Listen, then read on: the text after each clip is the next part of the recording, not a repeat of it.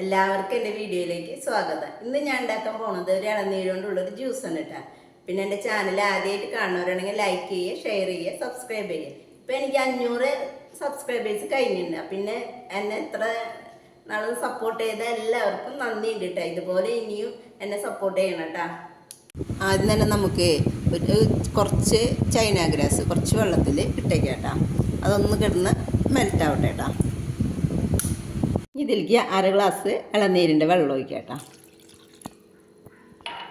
പിന്നെ 4 ടീസ്പൂണ് പഞ്ചസാര കേട്ടോ, ചെറിയ ടീസ്പൂൺ കേട്ടോ അത്. ഇനി നമുക്കിത് ചൂടാക്കാൻ വയ്ക്കാം.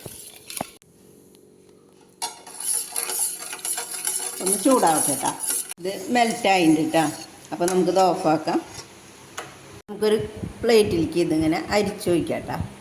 ഇത് ചൂടാറിയിട്ട് ഇത് ഫ്രീസറിൽ വെച്ചിട്ട് ഒന്ന് ഇത് നന്നായി തണുപ്പിക്കും. കട്ടയാവണം കേട്ടോ അത്. അപ്പോൾ ആദ്യം തന്നെ ജാറിലേക്ക് നമുക്ക് ഇളനീര് ഇട്ടെടുക്കുക.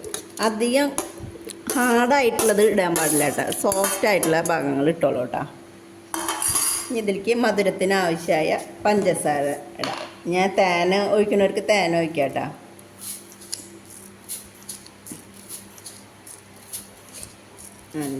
ഒരു 6 ടീസ്പൂൺ ഇടുന്നുണ്ട് കേട്ടോ. പിന്നെ നമ്മൾ ഇളനീരിൻ്റെ വെള്ളം കേട്ടോ. ഞാൻ ഇപ്പോൾ ഇത് 1 ഗ്ലാസ്സാണ് എടുക്കുന്നത് കേട്ടോ. ഇത് എത്ര പോകുന്ന വലിയ ഗ്ലാസ് ഉണ്ട്. ഇതിൽ ഒക്കെ ഒഴിക്കരുത്, കുറച്ച് ഒഴിച്ചിട്ട് ഇതൊന്ന് അടിച്ചെടുക്കാതെ കേട്ടോ. ഇതിലേക്ക് കുറച്ച് തണുപ്പിച്ച പാൽ ഒഴിക്കാം കേട്ടോ.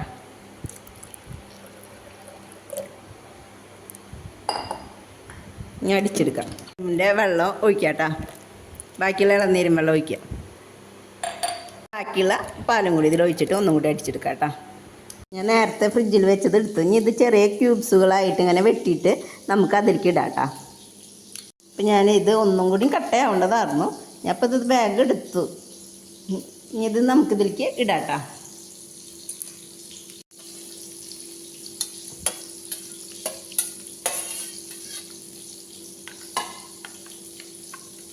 കുറച്ച് കസ്കസ് ഞാൻ കുതിർത്താൻ വെച്ചിട്ടുണ്ടായിരുന്നു, അതും ഇതിലേക്ക് ഇടാം കേട്ടോ.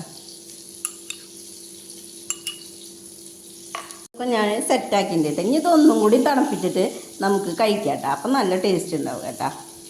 അപ്പോൾ എല്ലാവരും ഇത് ഉണ്ടാക്കി നോക്കുക കേട്ടോ. പിന്നെ എൻ്റെ ചാനൽ ആദ്യമായിട്ട് കാണുന്നവരാണെങ്കിൽ ലൈക്ക് ചെയ്യുക, ഷെയർ ചെയ്യുക, പിന്നെ സബ്സ്ക്രൈബ് ചെയ്തോളൂ കേട്ടോ. പിന്നെ കമൻറ്റ് ഇട്ടോളൂ.